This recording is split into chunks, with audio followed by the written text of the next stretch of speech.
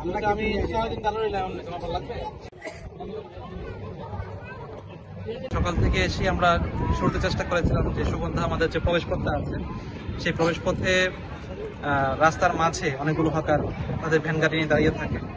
আবার সুগন্ধা একেবারে প্রবেশ মুখে অটো, টমটম, রিক্সা গাড়িগুলো এরা রাস্তা ব্লক করে রাখে যাতে পর্যটক ঢুকতে না পারে। অর্থাৎ তারা আরো পর্যটক কাস্টমার পাওয়ার জন্য দাঁড়িয়ে থাকে, তাদের অভ্যাসে পরিণত হয়েছে দাঁড়িয়ে থাকে। আমরা এগুলা অপসারণ করার চেষ্টা করেছি। আমরা এখানে প্রায় 10-15টি ভ্যান গাড়ি হকার এগুলোকে ভেঙেছি যারা অন্যায় করে রাস্তার মাঝে দাঁড়িয়েছিল, আর কিছু টমটমের বিরুদ্ধে আমরা ব্যবস্থা নিয়েছি।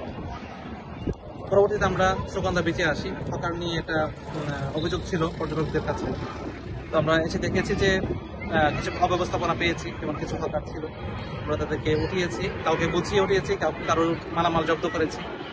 আর পানিতে যে রাইডগুলো আছে, কিছু টিউব আছে যারা নিবন্ধনের বাইরে বা অনুমোদিত যে সংখ্যাটা সেই সংখ্যার বাইরে চালাচ্ছে এবং সেফটি মেজার নাই, সে কারণে সেগুলোকে আমরা ব্যবস্থা নিয়েছি। আর ওভারঅল সুগন্ধা বিচটা আমরা মনিটরিং করে দেখেছি। বর্তমানে আমি দেখতে পাচ্ছি যে সুগন্ধা বিচ পরিষ্কার আছে। বিচ কর্মী টিম আছে যারা প্রতিটা পয়েন্টে দায়িত্বরত আছে, 3 জন করে।